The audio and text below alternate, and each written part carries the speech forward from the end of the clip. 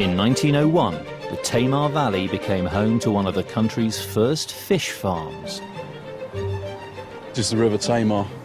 It is a formidable barrier that runs between Devon, where we are now, and Cornwall over there.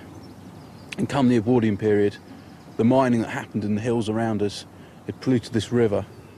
It was so bad you could take a horseshoe, pop it in the water, and a few days later it was copper plated. The pollution from mining wiped out fish stocks in the river.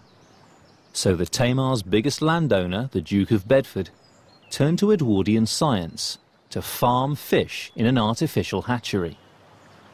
His aim, to breed salmon and trout to restock the river.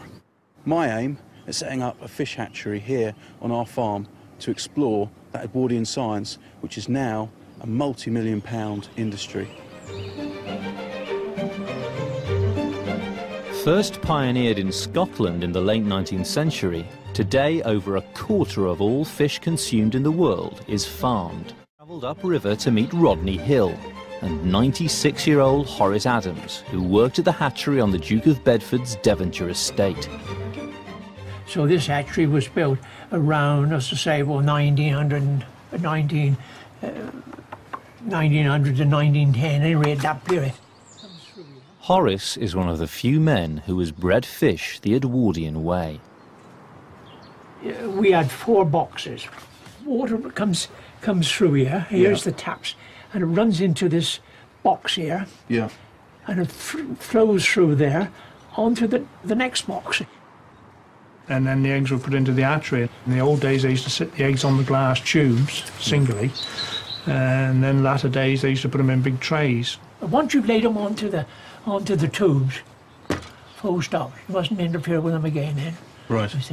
Unless there's a bad egg, and then you've got to be very, very careful. How will I know if an egg is dead? If one starts to go bad, they go white.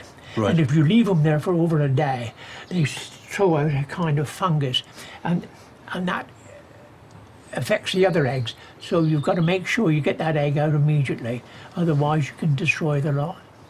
Right. Simple as that.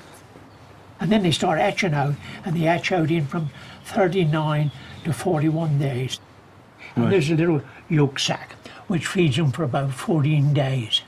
Right. And when that dissolves, you start hand feeding them with dogs' biscuits, liver, rabbits, almond stuff, and different offal and all this and that. In the summer, the blowflies would come in, and you'd have hundreds and hundreds of maggots. So it's quite a smelly business. But by God, they go for the maggots, Yeah. I bet they could smell you a mile off. yeah, that's right. Yeah, you weren't allowed home with the same trousers on, sort of thing, because you were smelly, quite smelly. Do you have any confidence in me to build a hatchery? Well, no, not really.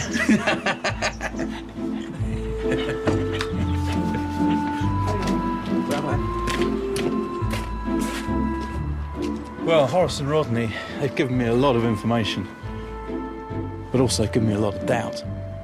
These eggs, they're so fragile.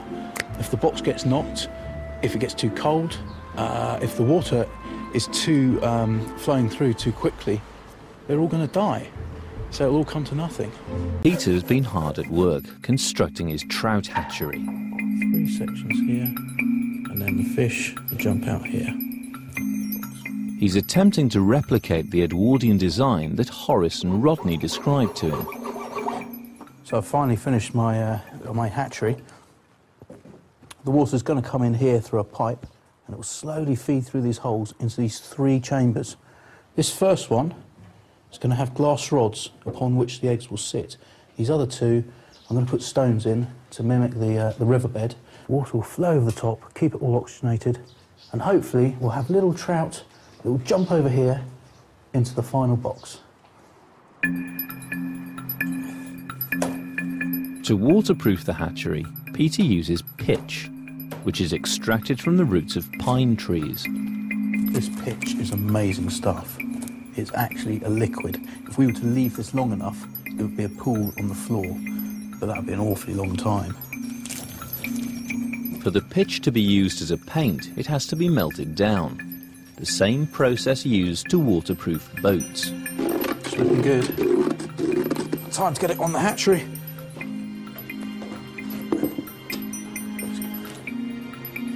Oh yeah. As far as I understand, the eggs are very, very fragile. They're very susceptible to vibrations. They're very susceptible to temperatures. They're very susceptible to pretty much anything. I mean, I just really don't see this working, to be honest. But it's worth a shot, isn't it?